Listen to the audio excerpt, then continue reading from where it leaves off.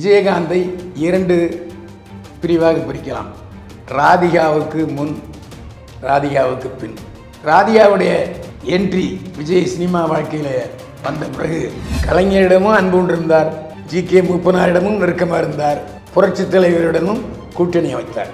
தமிழ்நாட்டில் நீண்ட இடைவெளிக்கு பிறகு அங்கீகாரபூர்வமான இயற்கை தலைவராக இருந்தவர் கேப்டன் விஜயகாந்த். சினிமா போத்தில் எடுத்துக்கிட்டிங்கன்னா, சினிமாவில் புரட்சி தலைவர் எம்ஜிஆருக்கு அப்புறம் அதிகமான அரசியல் வசனங்களை பேசியவர் கேப்டன் விஜயகாந்த்.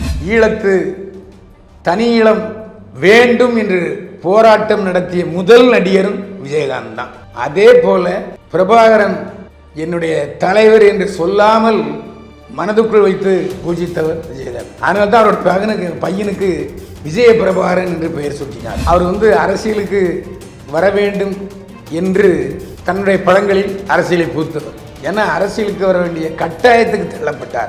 ஏன்னா அப்போது இருந்த நிர்வாகம், அரசு நிர்வாகம் அது பிடிக்கல. விஜயகாந்த் வீழ்ந்திருந்த விஜயகாந்த் மார்க்கெட்டை உயர்த்திய பெருமை ஏஎம் இப்ராஹிம் ராவுத்தருக்கு உண்டு.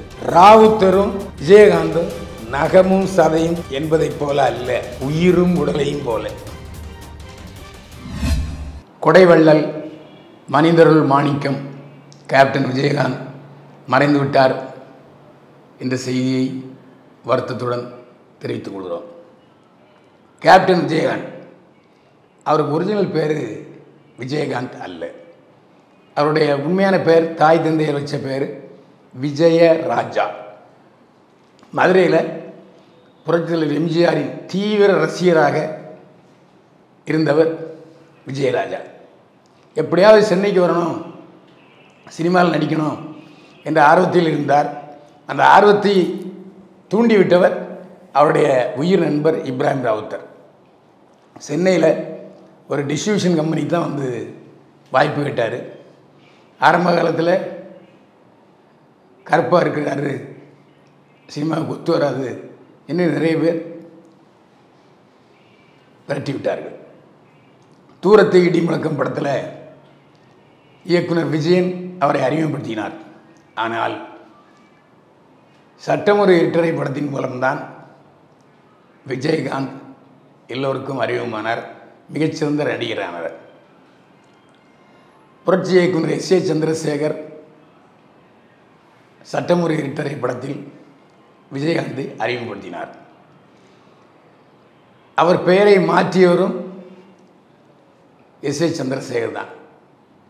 அந்த சமயத்தில் முன்னேறி இருந்த நடிகர்களில் முதன்மையாக இருந்தவர் சூப்பர் ஸ்டார் ரஜினிகாந்த். இவர் ரஜினிகாந்த் மாதிரியே இருந்ததன் காரணமாக விஜயராஜா என்ற பெயரை விஜயகாந்த் என்று மாற்றினார் எஸ்.ஏ. சந்திரசேகர். ஆரம்பத்தில் எழுச்சி மிகுந்த வேடம், சமூக போராளி வேடங்களிலே நடித்து வந்தார்.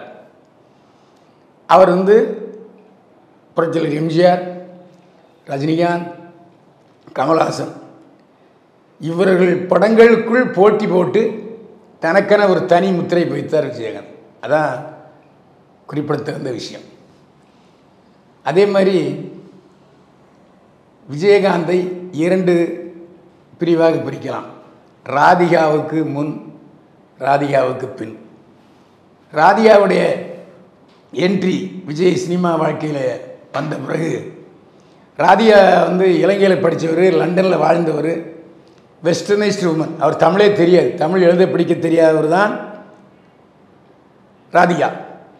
ஆனால் ஒரு பட்டிக்காட்டானாக, கிராமத்து நாயகனாக இருந்த விஜயகாந்த வெஸ்டர்னாக, மேற்கத்திய கலாச்சார ஹீரோவாக மாற்றியது ராதிகா. அதே போல் புரட்சியாளர் எம்ஜிஆரின்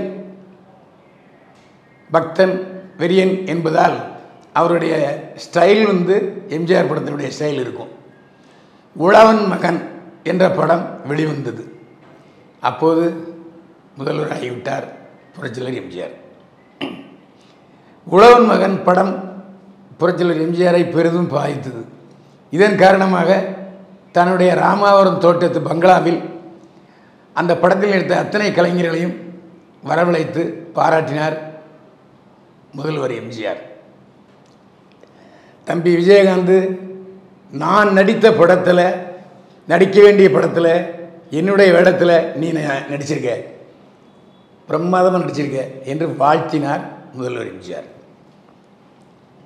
அதுக்கப்புறம் டாக்டர் கலைஞருடைய பேரன்பை பெற்றார். அதாவது டாக்டர் கலைஞர் திமுக கழக தலைவராக இருந்த பொழுது, இயற்கை தலைவராக இருந்த பொழுது அவருக்கு பாராட்டு விழா நடத்தி சீரணி அரங்கத்திலே அவரை கௌரவப்படுத்தினார். அப்போது முதல்வர் கலைஞர் பேசிய வார்த்தை நன்றாக ஞாபகம் இருந்தது. சீரணி அரங்கத்தை என்ன கொண்டுட்டீங்க, கோட்டையிலையும் கொண்டு வச்சிருங்கன்னு சொன்னார். கலைஞருக்கு தங்கப்பேனா வழங்கியவர் கேப்டன் விஜயகாந்த். முதலில் எம்ஜிஆர், அப்புறம் கலைஞர். ஆனால் பேசிக்கலாக அவங்க அப்பா தேசியவாதி, காங்கிரஸ் கட்சிக்காரர். அதனால் ஆரம்ப காலத்தில் கதர் சட்டை அணிவதை வழக்கமாக கொண்டிருந்தார் கேப்டன் விஜயகாந்த். தமிழ்நாடு காங்கிரஸ் தலைவர் ஜி.கே. மூப்பனாருக்கு மிகவும் நெருங்கிய நண்பனாகவும் தொண்டனாகவும் வாழ்ந்தவர் விஜயகாந்த். ஆக அதே மாதிரி அரசியல் கட்சி ஆரம்பித்த பிறகு தனியாக போட்டியிட்டார் ஒரு எம்எல்ஏ, அவர் மட்டும் எம்எல்ஏ ஆனார். அதுக்கப்புறம் அரசியல் கால சூழ்நிலை ஏற்ப செல்வி ஜெயலலிதாவுடன் கூட்டணி அமைத்து தேர்தலில் எதிர்க்கட்சி தலைவரானார். அங்கீகாரபூர்வமான எதிர்க்கட்சி தலைவரானார். அப்பவும் என்ன காரணத்தினாலோ நிறைய பேர் தெரியாது, ஜெயலலிதாவும் விஜயகாந்தும் ஒரு இடத்தில் கூட, ஒரு மேடையில் கூட பேசியதில்லை ஒன்றாக. தனித்தனியே தான் போட்டிட்டாங்க. அதுக்கப்புறம் சட்டமன்றத்திலேயே முதல்வர் ஜெயலலிதாவை என்று துருத்தினார் அப்படின்னு கேள்வி வந்தது.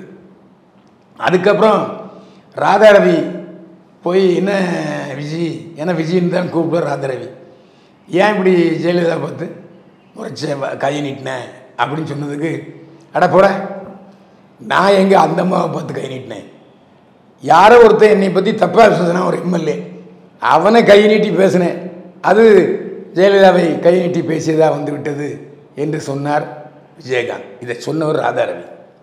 ஆக கலைஞரிடமும் அன்பு கொண்டிருந்தார், ஜி.கே. மூப்பனாரிடமும் நெருக்கமாக இருந்தார், புரட்சித் தலைவரிடமும் கூட்டணி அமைத்தார்.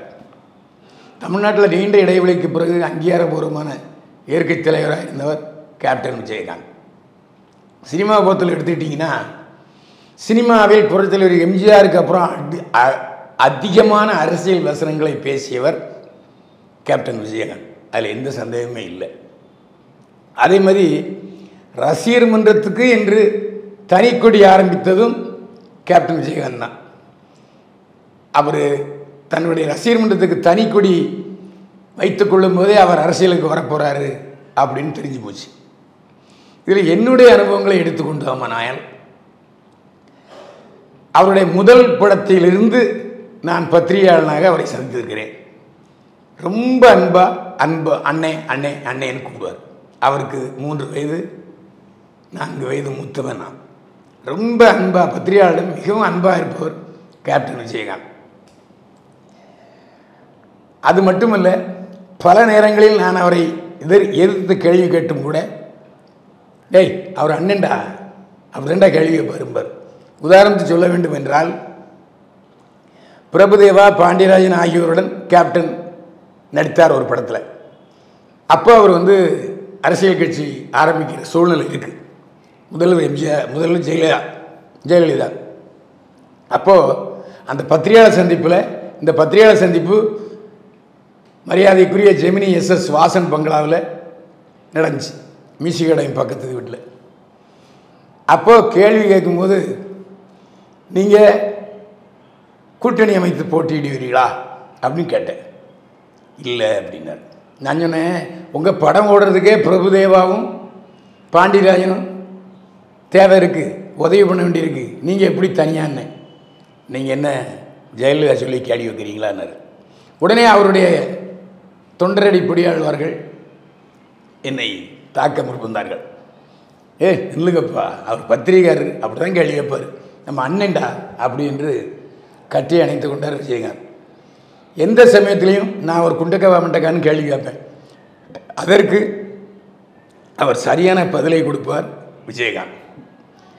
அதே மாதிரி புரட்சித் தலைவர் எம்ஜிஆர் வீட்டுக்கு போனால் அவர் கேட்குற முதல் கேள்வி, சாப்பிட்டியா? போய் சாப்பிட்ருவா, சாப்பிட்டு வாங்க அப்படிம்பார். அப்போ ஒரு பழமொழி உண்டு, சிறைச்சாலை புறத்தில் எம்ஜிஆர் பங்களா, 2 பங்களாவிலையுமே அடுப்பு எரிஞ்சிக்கிட்டே இருக்கும். ஏன்னா வந்தவங்களாம் சாப்பாடு போட்டவர் எம்ஜிஆர். திருமணம் ஆகிறதுக்கு முன்னாடியே ரோஹிணி லாட்ஜில் தங்கியிருந்தார் கேப்டன் விஜயகாந்த்.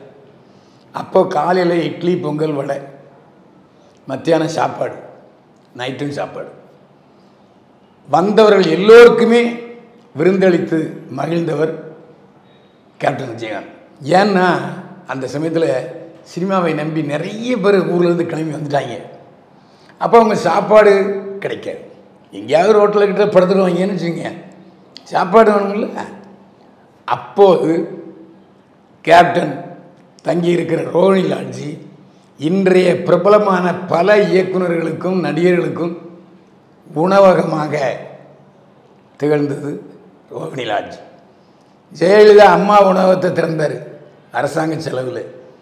ஆனால் கேப்டன் விஜயகாந்த் தன்னுடைய சொந்த செலவில் சினிமாக்காரங்க எல்லாருக்கும் சோறு போட்டார். அதை விட முக்கியமான காரணம், புறத்தில் எம்ஜிஆர் காலத்தில் அவர் ஈக்குவலாக எல்லாரும் சாப்பிட்டு போடுவார். அதாவது மீன் இருந்தால் மீன், மட்டன் இருந்தால் மட்டன், சிக்கன் இருந்தால் சிக்கன். அதே மாதிரி புறத்தில் எம்ஜிஆருக்கு அடுத்தபடி தன்னுடைய படப்பிடிப்பு தளங்களில் அப்போவே ஊர்வன பரப்பன நீந்துவனன்னு எல்லா நாட்களையும் அசைவ உணவு போட்டவர் கேப்டன் விஜயகாந்த். அதேமாதிரி ஸ்டண்டு கலைஞர்களை மிகவும் மதிப்பவர் விஜயகாந்த். ஸ்டண்டு கலைஞர்கள் உயிரை துச்சமாக மதித்து சினிமாவில் கதாநாயகனுக்கு கெத்தை ஏற்படுத்துகிறாங்க அப்படிங்கிறதுக்காக ஸ்டண்டு கலைஞர்களை மிகவும் நேசிப்பவர் விஜயகாந்த். புரட்சித் தலைவர் எம்ஜிஆரின் சண்டை காட்சிகள் அவருடைய படங்களின் வெற்றிக்கு அடித்தளமாக அமைந்தது. அதே மாதிரி தான் கேப்டன் அந்த எம்ஜிஆரிலிருந்து வித்தியாசமாக யாருமே எந்த நடிகருமே செய்ய முடியாத ஒரு விஷயத்தை அந்த காலால் சோத்தில் உதச்சி ரீபோக்காய் இன்னொரு காலை வச்சு எதிரியை மிதிப்பார். அது வேறு எந்த நடிகரும் இதுவரை செய்யாத ஒரு ஃபைட்டு. அந்த மாதிரி ஃபைட்டு சீன்களில் மிரட்டி வருது விஜயகாந்த். அவருடைய தாய்மொழி தெலுங்கு, ஆனால் அவர் தெலுங்கு படங்களில் நடித்ததே இல்லை, தமிழ் படங்களில் மட்டும்தான் நடிச்சிருக்காரு. அவர் நடித்த படங்கள் தெலுங்கில் சில டப்பிங் ஆகிருக்கே தவிர நேரடியாக அவர் தெலுங்கு படங்களில் நடித்ததே இல்லை.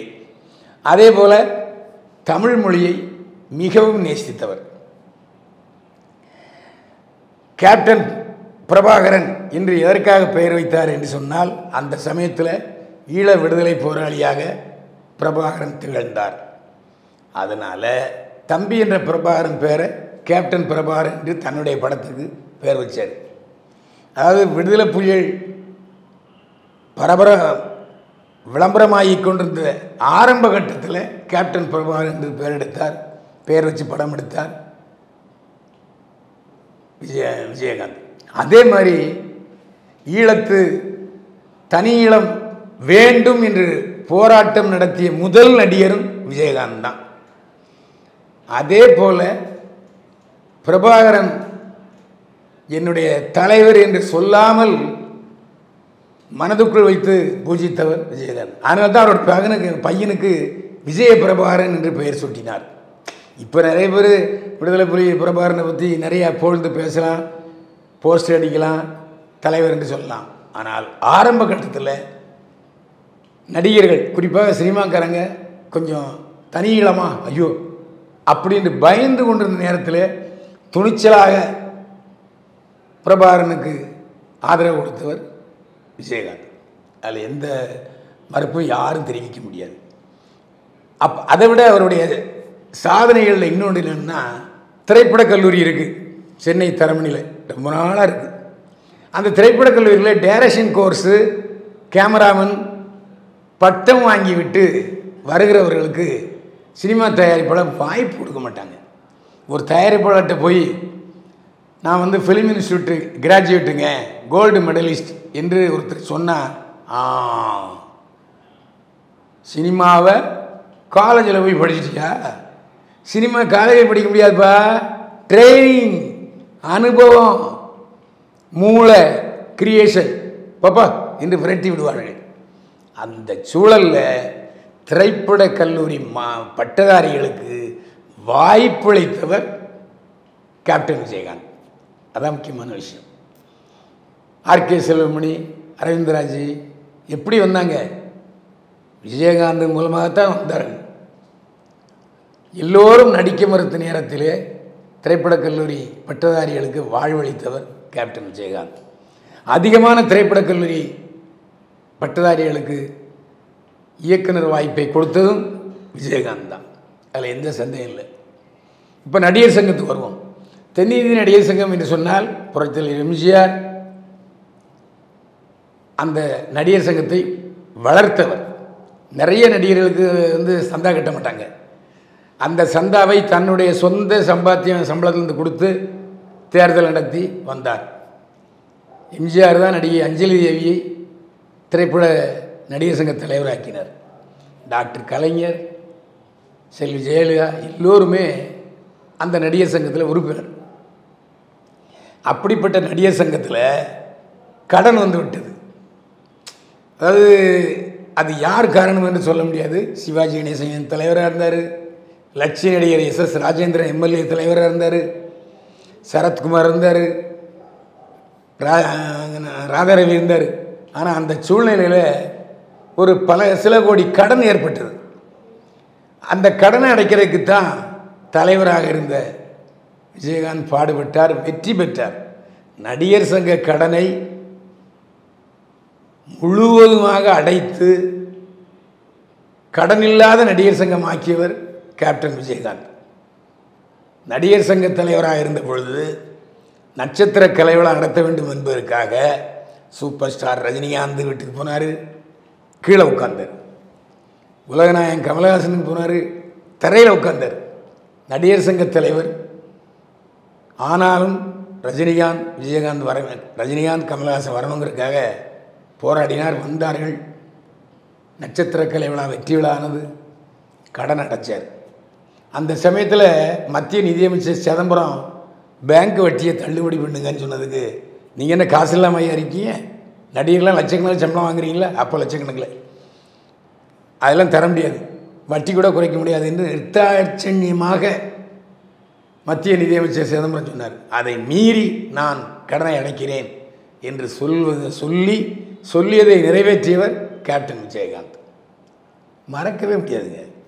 அது மட்டுமல்ல, தன்னுடைய படத்தில் துணை நடிகர்களுக்கு சம்பளம் வாங்கின பிறகு தான் அவர் சம்பளம் வாங்குவார். அந்த அளவுக்கு மனிதநேயம் உள்ளவர், பண்பாளர். அது மட்டுமல்ல, அவர் வந்து அரசியலுக்கு வர வேண்டும் என்று தன்னுடைய படங்களில் அரசியலை பூத்தவர். ஏன்னா அரசியலுக்கு வர வேண்டிய கட்டாயத்துக்கு தள்ளப்பட்டார். ஏன்னா அப்போது இருந்த நிர்வாகம், அரசு நிர்வாகம் அவர் பிடிக்கல. அது மட்டுமல்ல, அவருடைய கல்யாண மண்டபத்தை மேம்பாலம் வருவதற்காக இடித்தார்கள். அதுவும் அவருக்கு எரிச்சலை ஊட்டியது. இப்போது அந்த இடத்தில்தான், மீதமுள்ள இடத்தில்தான் அவருடைய தலைமை கழகம் இயங்கி வருகிறது. தன்னை பழிவாங்கி விட்டார்கள் என்று நினைத்தார் கேப்டன் விஜயகாந்த். ஆனால் அதை ஏற்று கோர்ட்டுக்கெல்லாம் போகலை, வீரமாக அரசியலுக்கு வந்தார். அதே போல தன்னுடைய கட்சியில் அருண் பாண்டியன் என்ற நடிகரை MLA ஆக்கினார். பேராவூரணி தொகுதியில் நடிகர் அருண் பாண்டியன் MLAவாக தேமுதிக சார்பில் தேர்ந்தெடுக்கப்பட்டார். அதே மாதிரி AM இப்ராஹிம் ராவுத்தர் என்பவர் கண்டிப்பாக கேப்டன் விஜயகாந்த் வரலாற்றில் இடம்பெறுவார். ஏன்னு சொல்கிறேன்னா, AM இப்ராஹிம் ராவுத்தரும் சரி, கேப்டனும் சரி, எனக்கு நிறைய நண்பர்கள். பத்திரிகைக்காரனாக ஒரு உற்ற தோழனாக பழகியவை. அப்போது கேப்டன் விஜயகாந்துடைய சில படங்கள் வசூலில் நட்டத்தை ஏற்படுத்தியது. அப்போல்லாம் துணிந்து இப்ராஹிம் ராவுத்தர் தயாரிப்பாளராகி பெரிய படங்கள் எடுப்பார், பிரம்மாண்ட படங்கள் எடுப்பார். அந்த மாதிரி படம் எடுத்து சக்ஸஸ் பண்ணி விஜயகாந்த் மார்க்கெட்டை மேலும் உயர்த்துவார். விஜயகாந்த் வீழ்ந்திருந்த விஜயகாந்த் மார்க்கெட்டை உயர்த்திய பெருமை ஏஎம் இப்ராஹிம் ராவுத்தருக்கு உண்டு. ராவுத்தரும் விஜயகாந்தும் நகமும் சதையும் என்பதைப் போல அல்ல, உயிரும் உடலையும் போல. கேப்டன் விஜயகாந்த் பார்க்கணுன்னா அது இப்ராஹிம் ராவுத்தர் நினைச்சாதான் முடியும். இப்ராஹிம் ராவுத்தர் தான் கேப்டன் கால் ஷீட்டுகளையும் கவனித்து கொண்டிருந்தார். அவருடைய சம்பளத்தை மெல்ல மெல்ல உயர்த்தினார். நாம் என்ன சம்பளம் வாங்குறோங்கன்னு கூட கேப்டன் தெரியாது, இப்ராஹிம் ராவுத்தருக்கு தான் தெரியும். திருமணமான பிறகு இப்ராஹிம் ராவுத்தர் தனியாக படம் எடுக்க தொடங்கினார். பிரேமலதா விஜயகாந்த் தயாரிப்பு நிர்வாகத்தை ஏற்றுக்கொண்டார். ஏழை கல்லூரி மாணவர்களுக்கு உதவ வேண்டும் என்பதற்காகவே ஆண்டாள் அழகர் என்ஜினியரிங் காலேஜ் தொடங்கினார். நடிகர்களில் முதல் கல்லூரி தொடங்கியவர் கேப்டன் தான். ஏன்னா அவர் படிக்காத மேதை, நாம் படிக்கலை. ஆனால் இன்ஜினியரிங் காலேஜில் பல கல்லூரி மாணவர்களை இலவசமாக படிக்க வைத்தவர் விஜயகாந்த். இன்றைக்கு பல்லாயிரக்கணக்கான இன்ஜினியர்கள் தமிழ்நாட்டில் இருக்கிறார்கள் என்று சொன்னால் அந்த பெருமை கேப்டனை சேரும். இன்ஜினியரிங் காலேஜில் இலவசமாக பலரை படிக்க வைத்திருக்கிறார். அது மட்டும் இல்லை, முக்கியமான விஷயம், கஸ்தூரி ராஜா இயக்குனர் தனுஷோட அப்பா, இயக்குனர் செல்வராகவனுடைய அப்பா, அவர் சொல்லியிருக்காரு, என்னுடைய மகள் இன்றைக்கு டாக்டராக இருக்கிறார் என்றால் அது காரணம் விஜயகாந்த். ஏன்னா என் மகா இன்டர்வியூவில் சக்ஸஸ் ஆகலை, 2 மார்க்கில் குறைஞ்சிச்சு.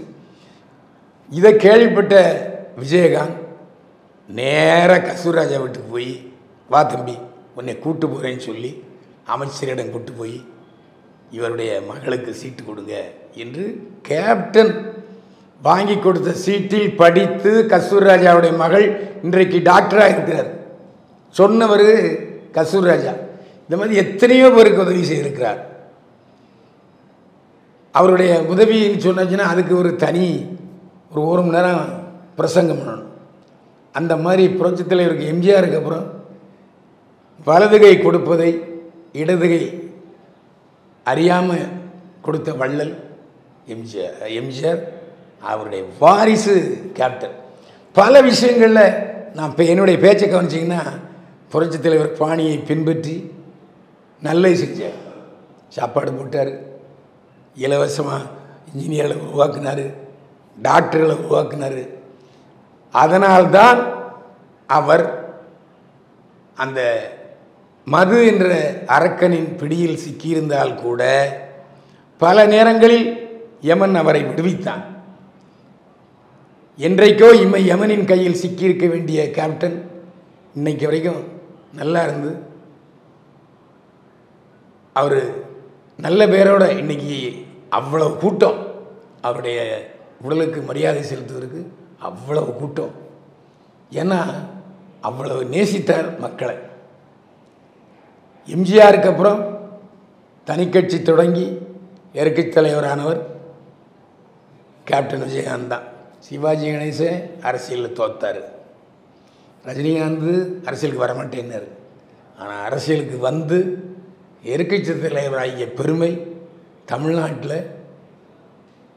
கேப்டனுக்கு மட்டும்தான் உண்டு. அவர் பொதுக்கூட்டத்தில் நேரடியாக மக்களிடம் பேசுவார். கேப்டன் எம்ஜிஆருக்கு அப்புறம் டாக்டர் கலைஞர், அதுக்கப்புறம் வேனில் திறந்த வேனில் பிரச்சாரம் பண்ண ஒரே தலைவர் விஜயகாந்த் தான். அதில் முக்கியமான விஷயத்தை சொல்லிடணும். ஜானகி அம்மையார், ஜானகி ராமச்சந்திரனிடம் மிகவும் அன்பு கொண்டவர் விஜயகாந்த். ஒவ்வொரு எம்ஜிஆர் நினைவு நாளிலும் அந்த எம்ஜிஆர் தோட்டத்துக்கு போய் அந்த அனாதை குழந்தைகளுக்கு, மாற்றுத்திறனாளிகளுக்கு உணவு வழங்குவார், உடை வழங்குவார், நிறைய நன்கொடை வழங்கியிருக்கிறார். அது மட்டுமல்ல, புரட்சித் தலைவர் எம்ஜிஆரின் மறைவுக்கு பிறகு ஜானகி எம்ஜிஆரை போய் விஜயகாந்த் சந்தித்து புரட்சித் தலைவரின் நினைவாக அவருடைய பிரச்சார வேனை எனக்கு கொடுங்கன்னு கேட்டார். முழு மனதோடு எம்ஜிஆர் தமிழகம் முழுவதும் பல தேர்தலில் பிரச்சாரம் செய்து வெற்றி வாகைக்கு அடித்தளமாக அமைந்தது அந்த எம்ஜிஆர் வேன். அந்த வேனை விஜயகாந்த் வாங்கிட்டு வந்து புதுப்பிச்சு அதே வேனில் பிரச்சாரம் பண்ணார். அந்த வேன் ஜெயலலிதாவுக்கு கூட கிடைக்கவில்லை. அந்த பெருமை கேப்டனை சேரும். அதே மாதிரி அவருடைய பாடல்கள் எல்லாமே பார்த்திங்கன்னா அந்த புரட்சித் தலைவர் பாணியை பின்பற்றியே இருக்கும். நல்ல கருத்துக்கள், சமூக விழிப்புணர்வு கொண்ட வரிகள் இருக்கும்படி பார்த்துக்கொள்வார். அதே மாதிரி அவருடைய படங்களில் எந்த காலத்திலையும் எம்ஜிஆர் மாதிரியே ஒரு 4 அடி வில்லன் நடிகர்கிட்ட வாங்கினவர் தான் திருப்பி கொடுப்பார். இப்போ எப்படி எம்ஜிஆருடைய படங்கள் பாடல்களுக்காகவும் சண்டை காட்சிகளுக்காகவும் வசூலை பெற்றதோ அதே போல் கேப்டன் விஜயகாந்த் படங்களும் பாடலுக்காகவும் சண்டை காட்சிகளுக்காகவும் வெற்றி பெற்றது. அதில் எந்த மாறுபட்ட கருத்தும் கிடையவே கிடையாது. எம்ஜிஆருடைய ரசிகர்கள் பெரும்பாலோர் எம்ஜிஆர் சினிமாவில் நிறுத்திய பிறகு நான் உள்பட சண்டை காட்சிகளுக்காகவே கேப்டன் படத்தை பார்ப்போம். இந்த நடிகர்களில் சொன்ன மாதிரி எம்ஜிஆர், மூப்பனார், கலைஞர், ஜெயலலிதா அனைவரிடமும் நட்பு கொண்டவர் கேப்டன் விஜயகாந்த். ஆனால் ஒரே ஒரு விஷயம் என்னென்னா, அந்த பொதுக்குழுவுக்கு வந்து தன்னுடைய மனைவியை தேமுதிக பொதுச் செயலாளர் ஆக்கியது புத்திசாலித்தனமான காரியம். கொரோனா இப்போ தமிழ்நாட்டில் அவ்வளோ இல்லை. கொரோனா எப்படி கேப்டனை தொற்றியது, அது எப்படி என்று விளங்கவில்லை. அதை பற்றி பேசுவதற்கும் விருப்பமில்லை.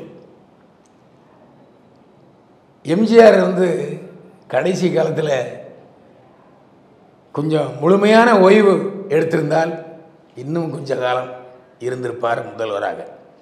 அதே போல் முழுமையான ஓய்வு கேப்டனுக்கு கொடுக்கப்பட்டிருக்குமே, ஆனால் அவர் இன்னும் கொஞ்ச நாள் நம்மோடு வாழ்ந்திருப்பார் என்பதுதான் என்னுடைய கருத்து. இதை விளாவரியாக பேச நான் விரும்பவே இல்லை. கேப்டனை பொறுத்த வரைக்கும் அவர் வந்து வெள்ளை சட்டை, அதுவும் முழுக்கை சட்டை தான் போடுவார், வேட்டி தான் கட்டுவார். வெளியிடங்களில் பொது நிகழ்ச்சிகளில் ஒரு நேரமும் பேண்ட்டு சட்டை போட்டதே கிடையாது. அவர் தாய்மொழி தெலுங்காக இருந்தாலும் அவர் தெலுங்கு பேசி நான் பார்த்ததே இல்லை. புரட்சித் தலைவரும் எம்ஜிஆரும் அப்படித்தான். அவருடைய தாய்மொழி மலையாளம். அவர் மலையாளத்தில் பேசி நான் பார்த்ததே இல்லை. அந்த மாதிரி எம்ஜிஆருக்கு ஒப்பீடுகள் பல விஷயங்கள் சொல்லிக்கிட்டே போகலாம். எம்ஜிஆர் எப்படி ராவுத்தர் மறைவுக்கு பிறகு ரொம்ப பாதிக்கப்பட்டார் கேப்டன். தன்னுடைய நண்பனை பார்க்க முடியவில்லையே, பேச முடியவில்லையே என்ற வருத்தம் அவருக்குள் நிறைய இருந்தது. இப்ராஹிம் ராவுத்தருடைய நட்பை இழந்தது அவருடைய மன உளைச்சலுக்கும் காரணமாக அமைந்தது. இது பற்றியும் விளாவரியாக பேசுகிறதுக்கு நமக்கு விருப்பம் இல்லை. ஏன்னா ஒரு நல்ல மனிதர், மனித நேயர், சினிமாவில் தனக்கென்று ஒரு தனி முத்திரை பதித்தவர். எப்படி எம்ஜிஆர் நடிகர் சங்க தலைவராக இருந்தாரோ அதே போல் கேப்டனும் நடிகர் சங்க தலைவராக இருந்தார். எல்லோருக்கும் நல்லவனாக இருந்தார். இதில் சில இப்போ விஷயங்கள் பார்த்திங்கன்னா, சில நடிகர்கள் அரசியலில் ஈடுபட்டால் மற்றவங்களுக்கு விரோதி ஆயிடுவாங்க. இவர் அப்படி அல்ல. அவருடைய புகழ் என்றென்றைக்கும் நம்முடைய மனசில் இருக்கும். அது மட்டும் இல்லை, அவருடைய படங்கள் விஜயகாந்த் நினைவை என்றென்றும் போற்றும். தமிழ் சினிமா வரலாற்றில் கேப்டன் விஜயகாந்த் என்ற பெயரை கண்டிப்பாக எழுதாமல் இருக்க முடியாது. தமிழ் திரைப்பட வரலாற்றில் கேப்டன் விஜயகாந்த் ஒரு தனி சகாப்தம் முடிந்து விட்டது. இன்னொரு விஷயத்தையும் எனக்கு குறிப்பிட விரும்புகிறேன். எம்ஜிஆர் போன பிறகு அந்த இடம் காலியாக தான் இருக்கு, வெற்றிடம். அதே போல் கேப்டன் மறைந்த பிறகு அவருடைய இடத்துக்கு யாரும் வர முடியாது. கேப்டன் இடம் வெற்றிடமாகத்தான் இருக்கும். ஆனாலும் என்றென்றும் தமிழர்கள் மத்தியில் அவருடைய இதயங்களில் சிம்மாசனம் போட்டு அமர்ந்திருப்பார் விஜயகாந்த். அது உறுதி. விஜயகாந்துடைய ஆன்மா இறைவனடி இழலில் இழைப்பார். விஜயகாந்த் ஆன்மீகவாதி. அதனால தான் அவருடைய கல்லூரிக்கு ஆண்டாள் அழகர்னு பேர் வச்சார். அவர் ஒருபோதும் நாத்தியம் பேசியதே இல்லை. திருநீர் நிறைய பூசுவார், கோயில்களுக்கு போவார். அவருடைய முதல் மாநாட்டை கூட, அரசியல் கட்சி மாநாட்டை மதுரையில் நடத்தினார். ஏன்னா அந்த மதுரை அவ்வளவு பெயர் பெற்ற இடம். தன்னுடைய சொந்த ஊரில் மாவட்டத்தில் தன்னுடைய அரசியல் கட்சி பயணத்தை தொடங்கினார் கேப்டன் விஜயகாந்த். எம்ஜிஆர் எப்படி எல்லா கிராமங்களுக்கும் வேனியல் சுற்றுப்பயணம் செய்து பிரச்சாரம் செய்தாரோ, அதே போல் கேப்டன் விஜயகாந்தும் தமிழ்நாடு முழுக்க பிரச்சாரம் செய்தார். என்னை கேட்டால் ஒரே வாரிசு, கொடைவள்ளல் புரட்சித் தலைவரின் வாரிசு கேப்டன் தான். அதில் எந்த சந்தேகமும் இல்லை. எம்ஜிஆருக்கு பிறகு சினிமா நடிகராக தமிழர்கள் இதயங்களில் வாழ்ந்து கொண்டிருப்பவர், இனிமேலும் வாழ்பவர் விஜயகாந்த். விஜயகாந்த் புகழ் ஓங்குக.